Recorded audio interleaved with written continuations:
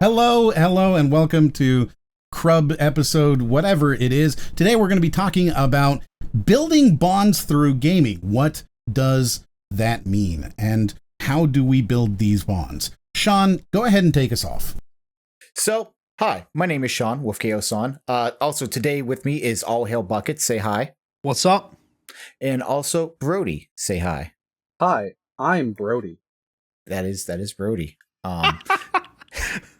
I wanted to introduce everybody real quick. And also, Moriarty was the one who brought us in with that lovely voice. Just so you know, he's not text-to-speech. We thought about it, but no, he is proven to be real. He exists. We just don't know where. He just exists outside of time.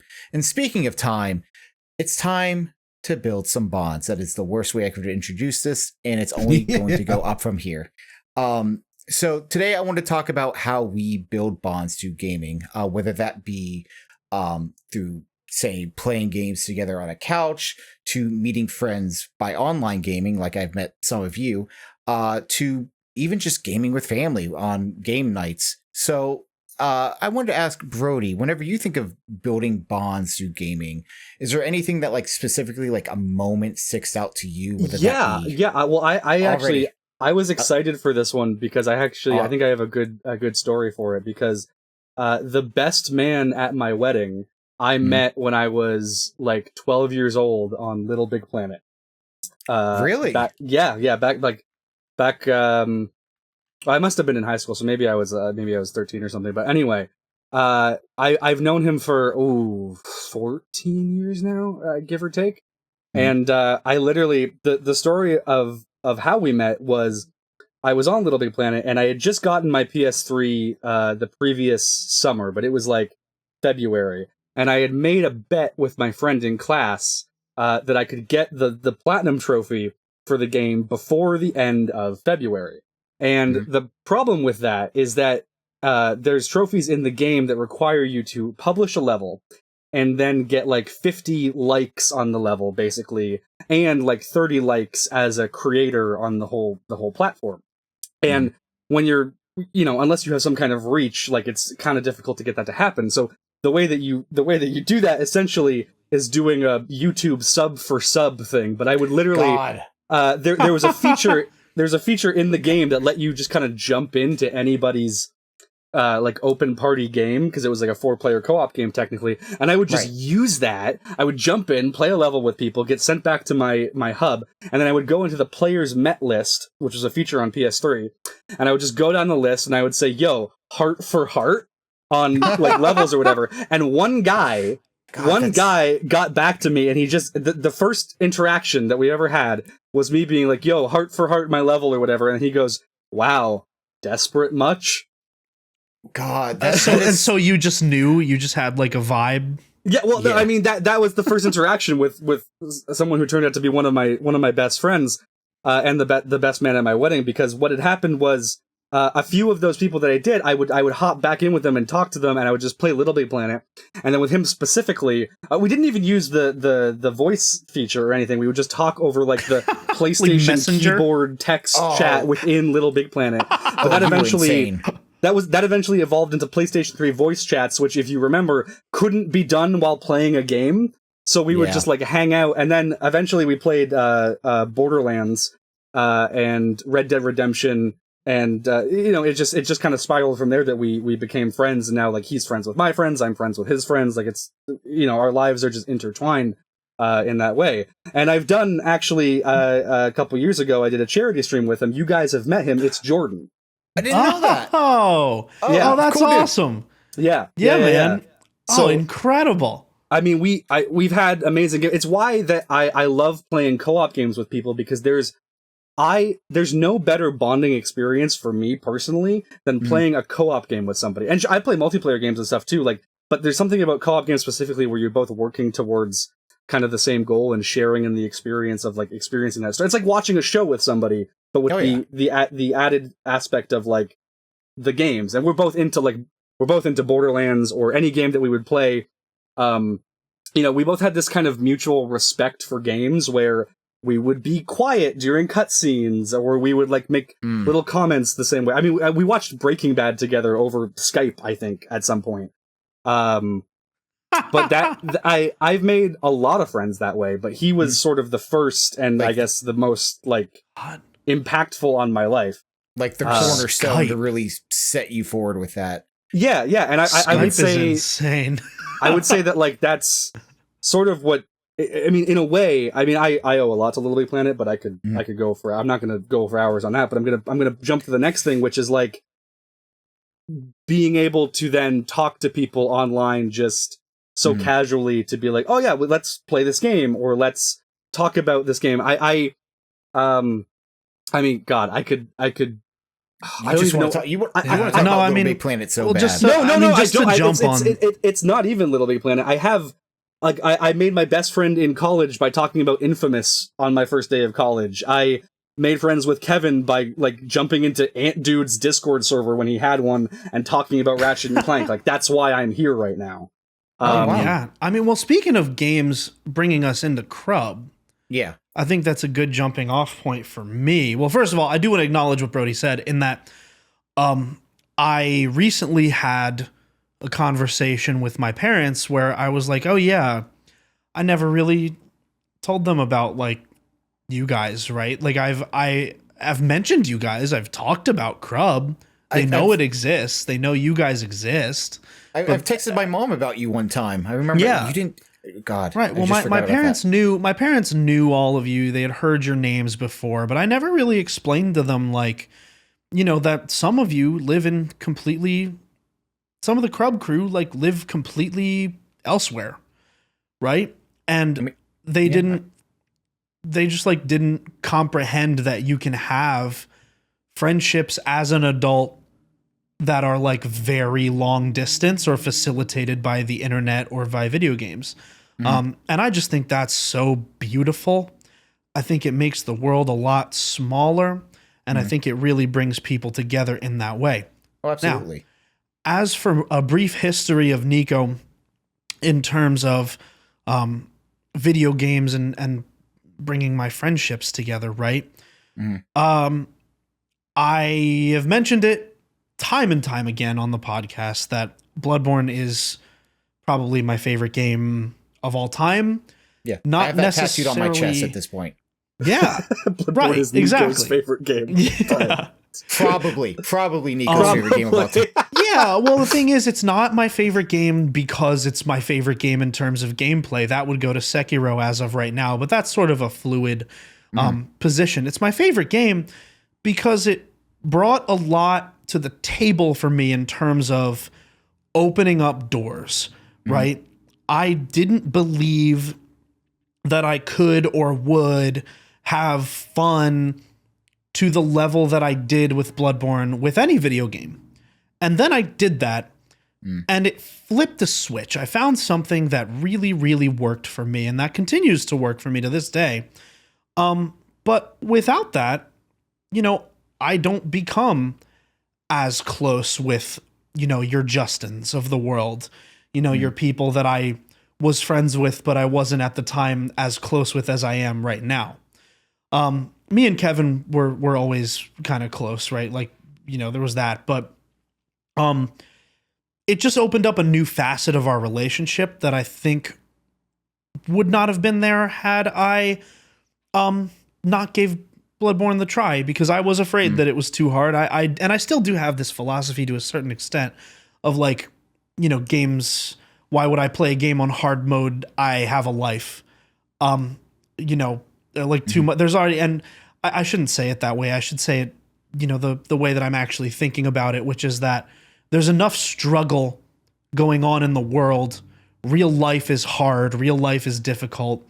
So why would I want my video games and my entertainment, my distractions to be difficult, right? But then I reverse that on its head, because a lot of people do see Bloodborne and the Souls games to be difficult, but they're not for me, because that's how I was socialized to video games, and it brought me much closer to my friends. It opened up different doors of video gamedom that I am very happy to be a part of. Moriarty, do you have any stories that are sort of like that, or your relationship with video games bringing you closer to people? There's so many, right? Like, I don't find it to be strange that video games create relationships anymore. Not to say that a whole bunch of people do, but there is this sort of idea, I guess, amongst some of the older generations that is sort of like online dating. How can you make a friend with somebody that you don't spend any time with? And the thing is that you spend quite a lot of time with people that you game with a lot. One of my very best friends that I've had for a long time, we met in school and we both went our separate ways, and I haven't seen him physically in, I don't even know. He lives in another country now, and it's prohibitively expensive for me to visit. And yet, playing co-op video games is how we maintained our friendship for many, many years. He's met several of my, relationship partners and built friendships with them through playing video games together.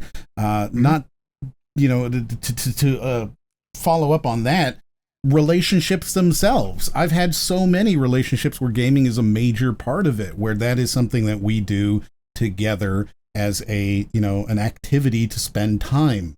I've gone on, early dating playing Portal 2 co-op because, boy, that's a great experience to just kind of sit and chat. And it's sort of the same experience that I get from something like a Pal World or a Minecraft or something like that, where I'm able to just not really focus on the game so much as doing an activity together remotely and building that relationship and having these kind of conversations and getting to know somebody through that. In fact, Portal 2 is the co-op is my favorite way to get to know somebody, because you can just chat while doing this thing that is idle and not particularly difficult, and you can just kind of get through it and spend as much time as you want. And there's these nice, healthy breaks in between where you can be like, do you want to do another section or are you good now? Right. And that's good. I love this because years ago, Em, you described Portal to me as your go-to game to see if you hate someone.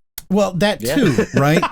That's the thing. It gets me to know them a lot better, because I tell you what, if you spend an hour or two doing puzzles with somebody, you'll pretty quickly decide whether or not you don't like them. So it's really good. We should play Portal together. Right. That's the thing. So when I say that it's something that I've done early dates and it's one of my favorite ways to get to know somebody, it's also my favorite way to know if I don't like somebody. And so I've used that on both sides, building bonds and choosing not to build bonds through gaming. Yeah. And I think one of maybe the best example of this is us, right? Like every single person here I met online, every single person on Crub I've met online, and now I own a business with them, and I barely spend time with these people in person. We meet each other once or twice a year, and never once have all 8 of us been together in the same room. It has never happened. Yeah, I think the highest we got was 7. 7 at TMG. Yeah, you're right. It's never happened. And it may never happen. Right? Like, there's a good possibility that just because of how we're spread apart, it will never actually occur with all 8 of us in the same room. There is one way that it could happen, and that is if you, yes, you, subscribe to Crub right now on all platforms. That's right. I'm taking this for a plug. Crub Official on all platforms except for Twitch, which is Crub_official, where we stream live every Tuesday night with an exclusive pre and post show starting around 6:30. Join our Discord at crub.org/join. It is public. It is free. You can be in the same Discord server as us. And patreon.com/crub, where you can find all of this extra content that we put out weekly, sometimes multiple times a week, where you can hear me actually be intelligent about something and talk about music, amongst a lot of other things. I needed to toot my own horn on that one. Fellas, did I forget anything in the plug? And it's actually true. If we get to 1 million patrons, I will be physically teleported into Sean's room. Yeah. That's true. Yeah. Well, actually, we might be able to manufacture the device that will let Sean live in our heads rent-free. Yeah, and it is rent-free. That's the biggest thing, because, man, rent is not cheap nowadays. So speaking of the rent, Em, you were saying? God. What? Yes. He wasn't saying anything about rent. What? It introduced me to all of the people here. I've had several relationships through it. With gaming, not through it, but with gaming. I've met partners through games, you know, playing video games built relationships, and it's something that I use to keep my friendships together as well. So I think that building a bond through gaming is very real, and maybe even more real for me than going out to a bar and meeting somebody there. I can't remember the last time I made a friend I met myself. You know what I mean? Like, I can't remember the last person that I came up to and was like, hey, how you doing? And then we became friends. I honestly can't remember. But I can tell you that I've made lots of friends who I talk to exclusively through Discord or Twitter. And I feel that they are very real friends that, you know, I could and they are. I could borrow money from if I needed to. And I think that's the thing. Right. Yeah, man. I love that. Oh, yeah. So for me, because I've built a lot of relationships through gaming, whether that be friends that I've made, even not familiar. I meant to say family, but I screwed it up. It's okay. We're going to keep that in. But I really built a lot of like family relationships as well. Both of my grandparents actually helped me get into gaming. I would play Kirby's Adventure at my one grandma's on the NES, and then I'd play Donkey Kong Country on the Super Nintendo with my other grandma. And it got to the point where like those left such good memories with me that I ended up getting a tattoo in honor of them. And that really it really set me forth in, you know, really pushing forward towards this game. And this was like early 90s, by the way. Like, gaming wasn't really big at all back then, and so I was like really getting into it. And I remember the moment that I realized that games could be so much more than just something you do alone, and you could actually build friendships or be yourself, was when I was in third grade. I got put into a private school because I was hanging out with like not really a great crowd, and they were having a really bad influence on me. I wasn't really being a bad kid. It was just I was trying to, you know, be the crazy one, the one that everyone likes to hang out with, and would do dumb things like pull a fire alarm in the middle of school. I did that 3 times, and they were like, hey, Sean, you need to stop that, sir. And I'm like, well, I didn't know that it would do that. You've done this 3 times. You can't do that. You know this. Dude, were you like a Roar XD kid? We'll get to that. I can see that. We'll get to that. But so I ended up going to a private school in third grade, and the private school, there was like very few kids there, and I was one of the few people that played any kind of video games, and the kids around me didn't really like me. Again, it's a private school. There was like maybe 25 of us in a class. So everyone already had their cliques. They already had their friendships. I was the new kid. I was the new kid that no one wanted to talk to.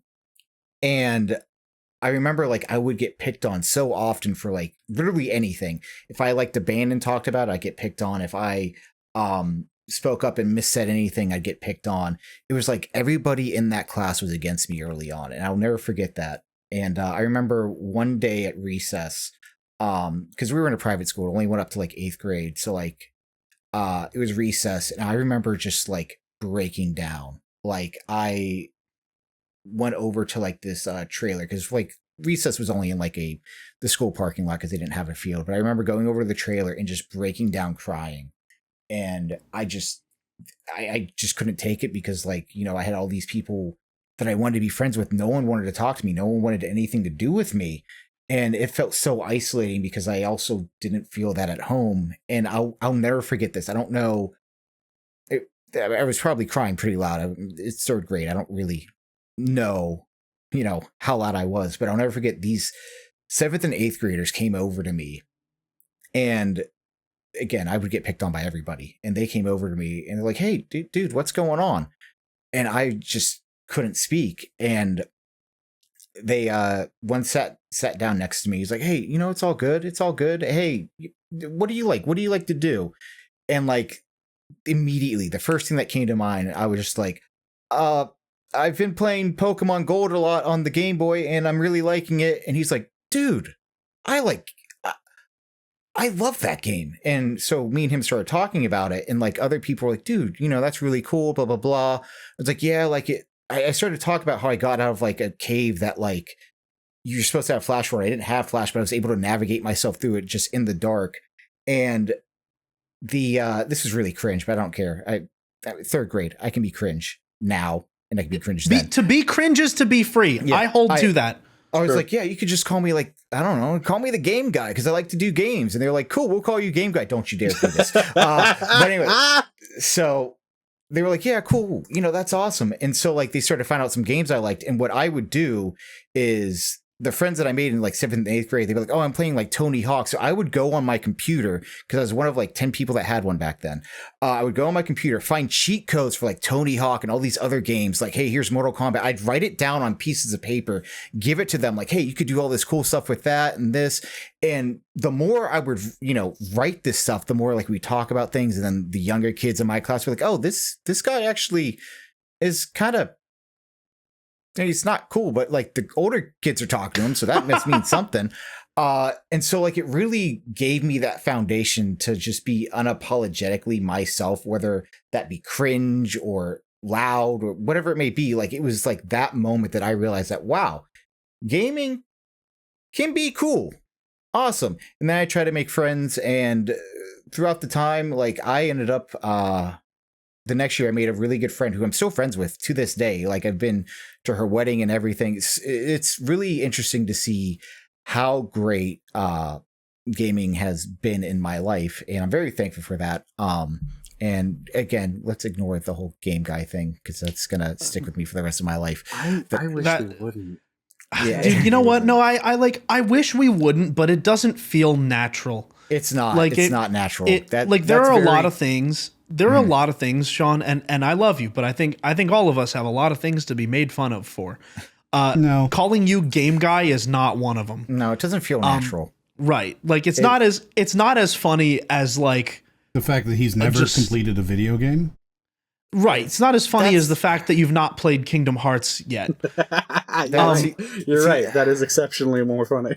Yeah, right. It doesn't feel right. Just calling him game guy is like what? Bringing up something from the past. Yeah. That feels what I like about it is how it is like the quintessential like knockoff Game Boy name. And I was gonna say like that, but also like one of those like, you know, angry video game nerd ripoffs that also I tried to do that long time ago. That's why you know, I'm not gonna go down that road. We'll talk about that some other day. All those videos are gone, by the way. Those videos are long gone. That's valid. The gamer rage was so bad. You bring up a really good point, Sean, which I was thinking about, which is that early like elementary school element of it, because I feel like with my elementary school, everyone played like some game, and usually it was like I remember there was a whole contingent of people at my school that went out at recess and they had this whole make-believe game where they all role-played a different like Link from Zelda. So like this guy's Green Link and this guy's Red Link and this guy's Dark Link or whatever. I couldn't join in because I hadn't played any Legend of Zelda at that point. So I just went off with my friend, and we just kind of like went and we made our own like thing, like that was just like original, and we did our thing or whatever. Okay. Which Sly Cooper are you? I'm Sly Cooper 1. Which one are you? Also Sly Cooper 1. I'm Tennessee Kid Cooper. We used to do similar things, dude. Like we had like, I mean, the thing was none of us had played. All of my friends growing up were casual gamers. Like super casual, right? Like, to the point where it's like we had PlayStations, but like no one knew how to like, you know, And then by the point we got to like a PS3 era, right, where we were like in high school, maybe like developed a little bit, we were playing Call of Duty, right? We were playing Mod 2. We were playing Mod 2 was an excellent friendship builder, but I digress. We used to do the same thing with Zelda. The thing was that none of us had played a single Zelda game or really Nintendo game for that matter, other than like Pokemon being on a Nintendo console, right? But like, we've picked the links from Smash Melee. So it was like one of us was young Link and the other was Link. And then I was usually the odd man out. So I was never anything. But I think you're saying Ness. I don't know why. Yeah, I could see you being like a Ness player. I don't know why. I kind of get that vibe. Yeah, I feel like if you got really into it, you'd be. I feel like Ness is too. I feel like Ness is too complex. I feel like Nicco would want something more. Yeah, but like I'm a Ganon. I'm a Bizarro Flame Ganon type of guy. Yes, but if Nicco went super hard into Smash, you'd be ness. That's what I mean. I don't know, man. I don't know. feel It's like just a feeling. I feel like I'm not like creative enough to like be good with something that's like not in the meta. And I feel like if I got really into Smash, I would learn the meta. Like I wouldn't be like that one guy who got really good at the Yoshi in the meta, in the melee meta, right? But I would be more like a top Fox player, right? Like someone that plays everything like entirely within the meta by the book. I feel like that's how I would go about that. Right. But bringing up Smash though, I will say like there's no greater bond you can have than with a couple of people in the same room as you playing Super Smash Bros. And all making your names like who, ass, and come. I built a whole acapella group on what? On Smash. How? Were you just like, hold on? I know what you mean, but I'm just imagining like you inviting like these like 42 individuals. Like, all right, so instead of you guys auditioning for this, there's only gonna be 8 of you, and to make this happen, you have to play Super Smash Brothers, and if you win, you move on. Well, no, I don't care. You're gonna pick your character. So it was a pre-existing a cappella group that I joined, as a freshman in college, right? And it is to this day where like some of my best friends come from. We were friends from a cappella, right? But it was like I started off. I did the like low mid card to main eventer storyline myself, where I was bullied and like kind of lightly bullied, but I was bullied. And then later on I became like music director and then president and everything, and like people started to like and respect me, and now they are some of my closest friends. And the reason that I say I built the a cappella group on the back of Smash is that we would, I always thought it was more important with a group like that where everyone has this base level of talent, it made more sense for us to be friends and our group sound better because we just have a good synergy than for us to just sound good based on pure technicality alone. I feel like there's no soul to that. I feel like there's just an X factor that's not there if you don't do that, right? And I was proven right. Because after I left, the group was like a little bit more music focused, and they were just not as happy, like people were telling me, and it showed in their sound. Now, they would come to my house, we would play level 9 CPU Smash, we would write wrestling storylines for it. I was the wrestling fan, they were not, but I brought them into it. Like we would write like storyline, we would say, okay, if this K Rool wins, our acapella group gets like defunded or something like that. All right, we're getting no more money, guys. Like, I mean, it was just like in kayfabe, but then we would have redemption arcs, and I'm just imagining like your teacher being there, like, you know what? Yeah, if you guys lose this person, you don't get any money. We operated very much like under the radar, where like we had our academic advisor, but no one ever talked to him. We only talked to him once a year when we had to get like reinstated as like an organization. But yeah, I mean that's how I built, an entire friend group pretty much based on Smash, which I know Justin actually has a good story for this stuff. I'll let him tell that on a later pod, but he has a good like origin story with Smash that kind of fits right into what both Brody and Sean had just brought to the table. I mean, one of my most memorable birthday parties, it was very simple. It was, I invited all of my friends over to my house, and I set up in the living room, like, I don't know, probably like 5 or 6 TVs, and I put like each of my consoles on one of the TVs. And I don't even think we had multiplayer games up. I mean, we might have had Smash up on GameCube at one point, but literally it was like Lego Star Wars, Paper Mario N64, and we would all just sit in the room playing games as if it was like an arcade, just like hanging out. Yeah. And I love that birth. I seek to replicate that in my daily life, like continuously. Like that's just the idea of being able to just hang out, play single player games or whatever, but just be chatting with friends. I love that. And I would say that I like video games are so integral to like my life. If you were to remove them, I would not even remotely be the same person, because I have built, I think, every single bond I have ever had with a video game. Every meaningful one that's like that's stuck around, like they've all been built in some fashion over video games, whether it's playing them or talking about them like at school, like coming back and be like, oh, like this secret and this secret or whatever. Or even like my wife is approaching her 20,000th hour on Sims 4. She's very, very close. And one of the earliest things that we did, powerful.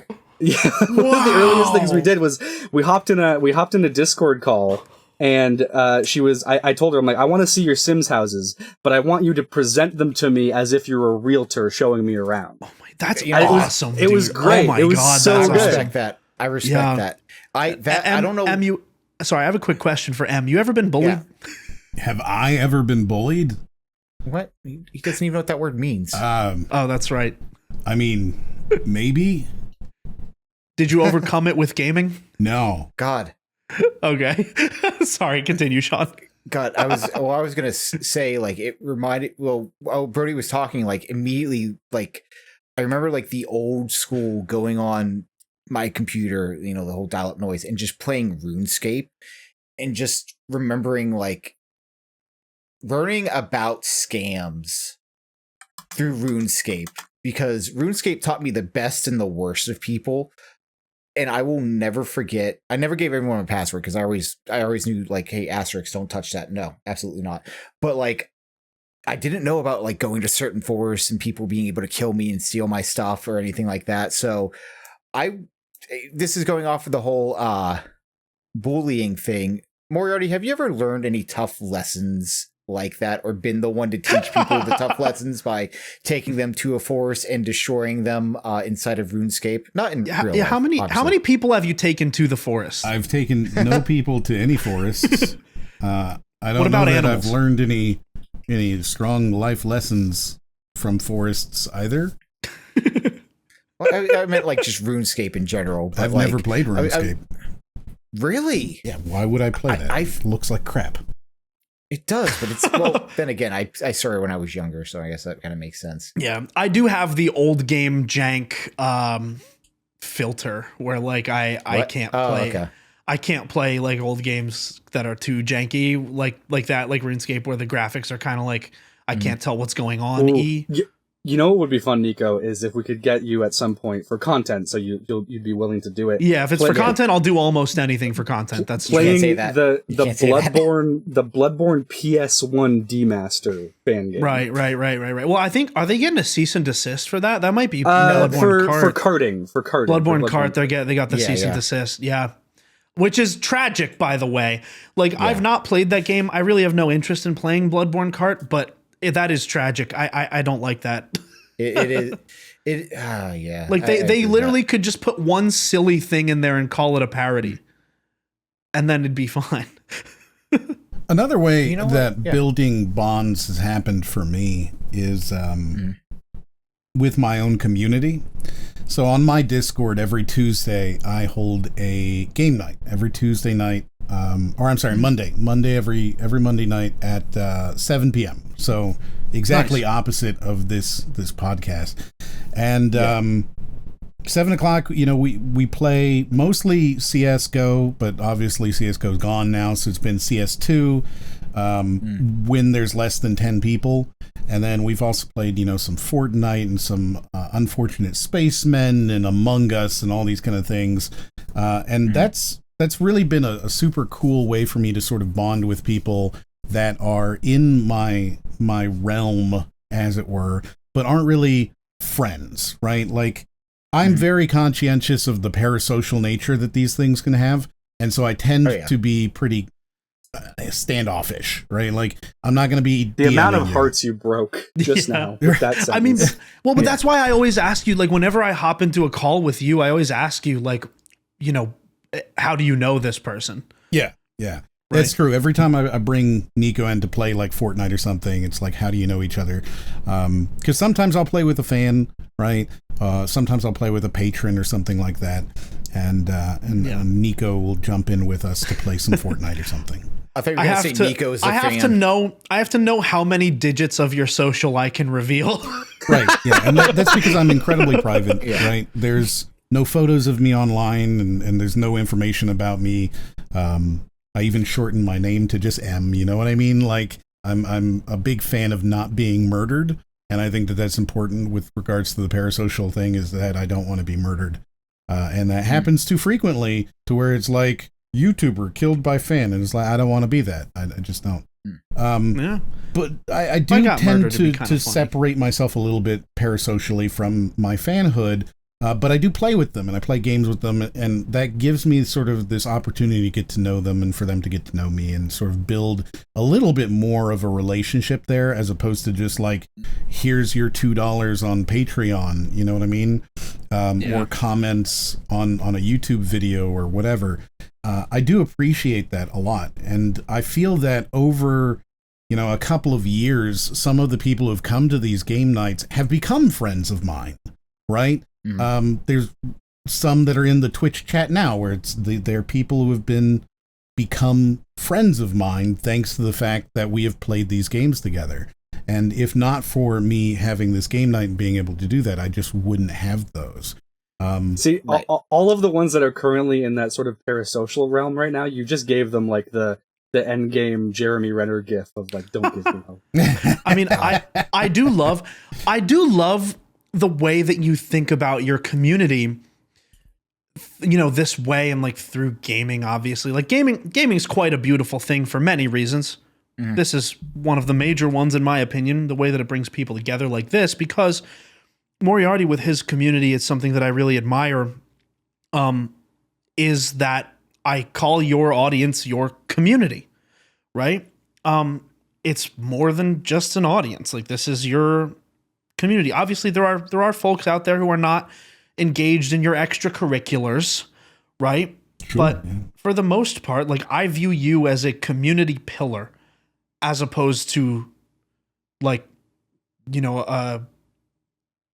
just someone that people like for content, if that makes sense. It feels more personal to me. It feels more real, more legit, more tangible. And I really love that and respect that about the way that you've built, the folks that you play regularly with. Thank you. Yeah, I think that's the thing, right? Like, I want for my community to be a community. I want for it, to be a place that you can go and have sort of a good time and be a part of this thing where you're watching my videos, but also where you feel that you have safety and you can talk about things. I have had one of the members of my community came out to me before. I didn't really know how to react to that because I'd never had it happen before to me, but I appreciate that they felt safe enough being a part of the community to do that. It is still parasocial, but the fact that this individual felt that they wanted to tell me before they told their family that they were, going to be coming out. I felt that was, a thing. So you can build these sort of bonds. And I think that the parasocial part is something that we should be talking about a lot more, because it is still a bond that you can build, and you can build it through gaming. But, there is a possibility, I guess. I hate to say it that way. There is the potential that, you can build real bonds with somebody over time. Parasocial stuff is very, very, you don't know me, right? Like, if you're listening to this on the podcast or even in the chat, right? Like, even if you talk to me a couple of times on Discord, you don't know me. You don't know who I am. You don't, right? And if you feel that you do and that you're my best friend and you want to murder me because of that, right? Like, that's the problem. You know what I mean? I've spent literally hundreds of hours with you and I barely know you. You are one of the people that I simultaneously feel like I know extremely well, but also know nothing about. So I think mission success, mission success there. As far as parasocial stuff goes, I do think it's a very interesting and uniquely modern sort of problem to have, right? Like, but that said, maybe not so uniquely modern as we might think, because back in the day, and you guys probably have these too. Well, actually, Brody, I know you have these because you mentioned one of them. Friends that you made before like a place like Discord is like available. Friends that you made just through gaming alone. Yeah. And like we had a guy growing up that we were playing. It was back in the Halo Reach days, the only Halo game that I've ever like really gotten into. And this bull was English, the first English person that I've ever interacted with. He, I don't remember what his name was. Let's call him Tom. But Tom was like, told us that he worked for Microsoft, told us that he worked for like Bungie, basically, like, or I don't remember. Maybe it was Bungie, maybe it was Microsoft. I don't remember. My dad works at Nintendo. Yes, well, and he would tell us, oh, I don't play with the skin because people would recognize me and want to like and just spam me with invites or whatever, like, and like I'm not gonna lie to you fellas, I'm pretty gullible, so I don't really know at the time where I stood. I didn't know that. Yeah, right. Oh, shocker, dude! Biggest surprise I've ever heard in my entire life. Shocker, dude! Nicco being gullible. Oh my god! I'm gonna have to think about that later and cry about it because that's wow. Oh, you should, dude. Absolutely worth crying over. And I wouldn't blame any of our audience members for crying over this information as well. That my hard male exterior breeds nothing but a gullible person. But anyway, I to be honest with you, I don't know where I stand on that. I don't know that I believed it, but I also don't want to give myself that much credit. So I don't know. But the rest of the crew, like. And to be honest, I don't know that they believed it either. I think he was just a fun guy to play with, and we really wanted it to be true. I want this to be real. Yeah. It's real for me. Right. And so, I mean, he was a fun guy to play with. I'm not going to lie to you. Like, it was fun having that guy on the team. Yeah, I mean, he was like my first online friend. Huh? Really. And like, I haven't talked to him in years. I don't know what he's did. Again, I don't even remember his name or his user tag or whatever, but like, yeah, gaming is magic, people. It is. I mean, magic. There's many bonds I've built through gaming. I would say pretty much all of them. But there's also, I will say, bonds or potential bonds that I have lost because of gaming. Because as much as Ratchet and Clank is like the reason I'm here, basically, because that's how I bonded with Kevin initially. It's also the reason that like I didn't make friends with a lot of people in my high school, and because I wanted a PlayStation 3 and they all had the 360 and they were all playing COD, and I was like, I don't care about first person shooters. I need to see what my favorite furry mascots get up to. I need the new PlayStation 3 Jack game that's definitely coming out. So I'm gonna get that instead. In an alternate universe, I could have been you. I sold my PS3 to get an Xbox 360. Gosh. Well, lucky for me, right? Like I was able to convince one of my best friends to buy a PS3, basically purely for Little Big Planet, and then that spiraled into okay, I can play games with him and Jordan and expand from there. And now it's I have my like core group of friends that have always been like my boys since like kindergarten, right? Grade 1. And things like that I still hang out with today. Wait! You were playing Little Big Planet and making friends online when you were in kindergarten? No, I'm saying okay. I mean one of my best friends. I met him literally by. I walked into kindergarten. It was the first day, and I went up to this person. I just said, "Hi, want to be friends?" And he was like, "Sure." And we're still friends today, right? Like that's. And but he was the one that I convinced to get a PS3 later, even though he already had a 360 and was playing COD with all of these other people. God, I just imagine like a bunch of kindergartners playing COD while you're playing Little Big Planet. I mean, kindergartners have been known to be pretty violent, dude. Maybe COD's the way to go. You know what? Get it out of the system. Just get it going. Yeah, just get it right off the bat, dude. Just throw them right in the deep end. Show them every Saw movie. God. I'm just kidding. I do not advocate that for kindergartners. I do. Fellas, I do have a question that I don't remember which. It might have been M. It might have been Brody. But somebody said they don't remember their last friend. I think it might have been M. Don't remember your last friend that you made like in person by like going up and saying like something, right? And I, you may have seen me writing in my notebook around that time, and it was because I had a question that I didn't want to forget because I do remember where the last place I met an IRL friend was, and that was doing karaoke. And I wanted to know, which, by the way, if you're not hip to it, doing karaoke is the quickest way to make friends as an adult. I swear to God. Good, bad, that's actually doesn't matter. That's true. No, it doesn't matter. It doesn't matter. Small scale story about that, but that is true. Yes. Everybody goes in with an open mind. It doesn't matter how good or bad you are. Everyone goes in with an open mind and they're there to have fun. I digress. I wanted to ask, is karaoke a game? No. No? No. What? I mean, like, because I think it's kind of a game. I think it's kind of like rock band singing. Yeah, if you're doing rock band singing, if you're doing SingStar or something like that, I guess. And who are we to say that other karaoke is not as valid as SingStar? It's not. Here's why. Like, are you getting points? Depends there's on no what gamification. It's not a game. There's nothing. It's just something you're doing. It's like it's an activity. Me speaking into this microphone. Am I winning Twitch right now? Am I doing the Twitch thing? I don't know. Are we? Are we winning Twitch right now? No. That's what I mean. It's not. It's not the a same game. sort of thing as saying that hitting a bat with a ball is a game. It's not. There is a game that uses that, right? Baseball does do that, but it's not a game in and of itself to hit a bat with a ball. You never played bat ball? No. Wait. I'm just kidding. I'm just kidding. I did once play what's the Ubisoft dancing game? Just Dance. Revolution? Just Dance.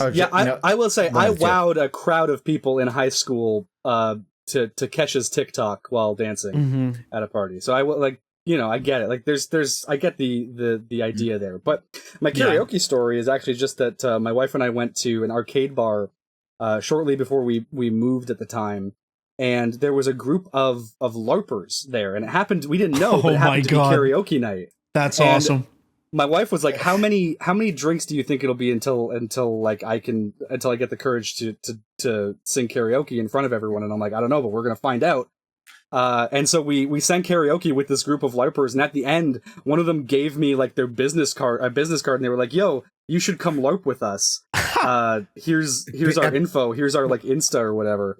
And if we weren't like just about to move, I don't know, maybe we would have. I feel like that. I'm like, that's like potential friends I could have made. I've never interacted with LARPers before. Making friends as an adult, I'm telling you, is the easiest way. And we don't usually acknowledge chat while we are recording the podcast, but Kevin, the Golden Bolt, our good friend, did say karaoke IRL points are just phone numbers. That's not... To Brody's point. Yeah. No, I can... How many business cards have you got? Do you win? I literally got one the other day, and I'm not kidding. Yeah. Sean has a vendetta against karaoke. I hate karaoke. I cannot do karaoke. So I view myself as the adventurous type. If you're like, hey, let's go out and do something, I am down to do it. Let's go. Whatever you want to do.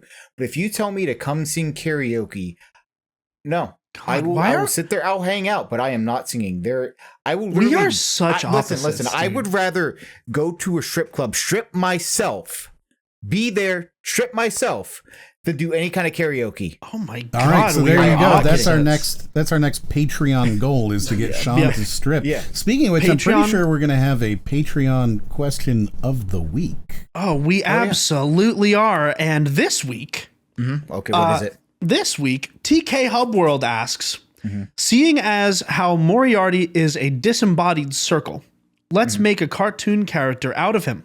If you were to turn Moriarty into a cartoon character, what would it be?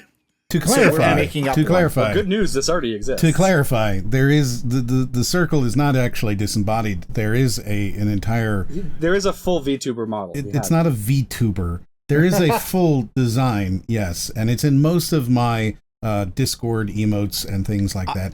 However, I would be very curious. I've seen several models. It sounds like you don't actually know what that looks like, Nicco. So I would be curious to know what your cartoon version of it would be. Yeah. I do happen to know what your full model looks like. I am a good friend. But I also I use the M dab GIF all the time. Yes. I'm trying to think. So I know that one, but I also have seen other iterations of your character's full body, which I think are maybe a little more creative and maybe a little less PG.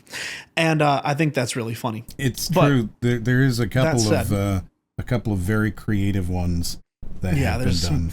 There's some funny ones. I've done my own rendition, which I wanted to give him a Wario style sort of inverse rival character. So Moriarty does exist. Yes. Oh, Moriarty! I feel like Moriarty would have like my build. Yeah, you're right. I feel like I'm Moriarty. God. Very good. Tell me I'm wrong. No, tell me I'm wrong. You're totally right, W. He meticulously plans out everything. He meticulously thinks of everything through all the way and thinks about what he's going to say and makes good points that are strung together with transitions and good ideas and generally good structure and easy to follow along to. I'm exactly the opposite. I don't think about a single thing before I say it. It just comes out. You don't, but you also you sit there and you will think about things you have to worry about later on. In the moment, whatever, it doesn't matter, but you overthink about things way too far. Oh, yeah, I mean, that's anxiety. I mean, I'm talking about my right now conversation style. Anyway, I digress. You are right about that. But so we're making a Moriarty cartoon character. I don't think he'd. Well, first of all, here's the question: would he be an animal? And if he were an animal, what animal would it be? And if not, would he be a human? So, what animal? I just imagine like a penguin.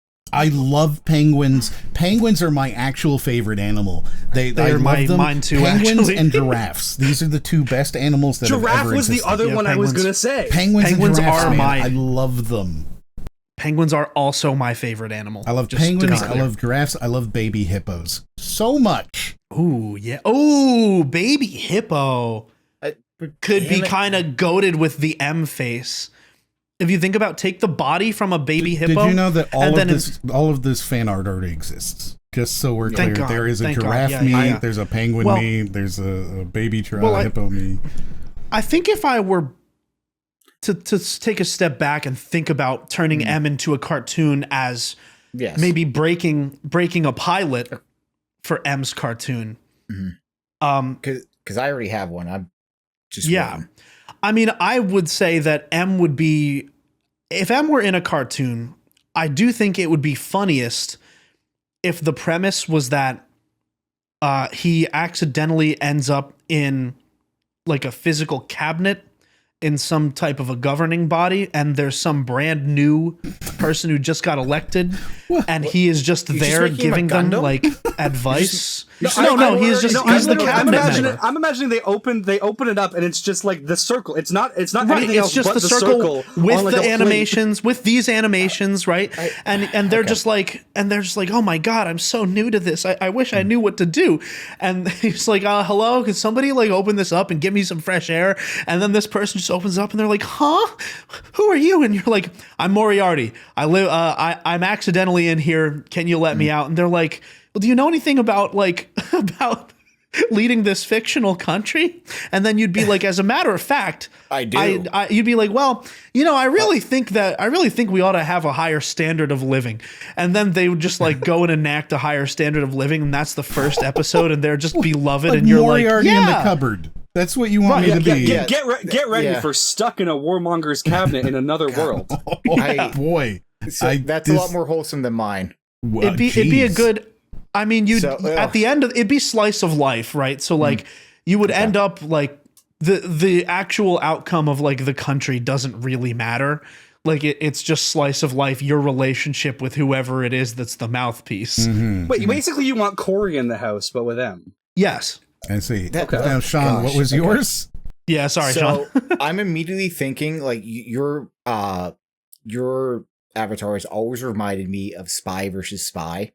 So I'm imagining your character being a little more in the chaotic field where your cartoon character goes about daily, everyday lives, but you're just an entity that kind of just shows up. So like you see someone like arguing and like someone's over off to the side and you're like, hey, here's a bomb. you should put it in their pie.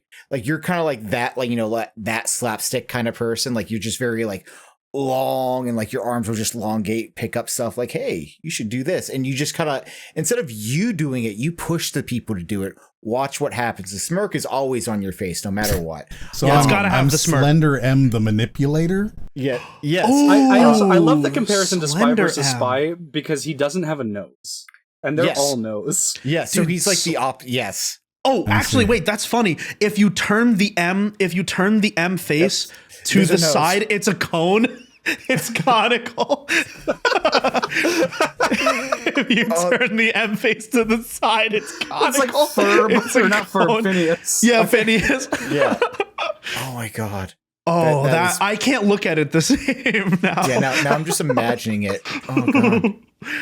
Oh, I don't. You Well- ruined this for me. All right. Em, how would you picture yourself as a cartoon? Well, Em? as I mentioned, there is already a design that exists. So I imagine that I would picture myself kind of like that.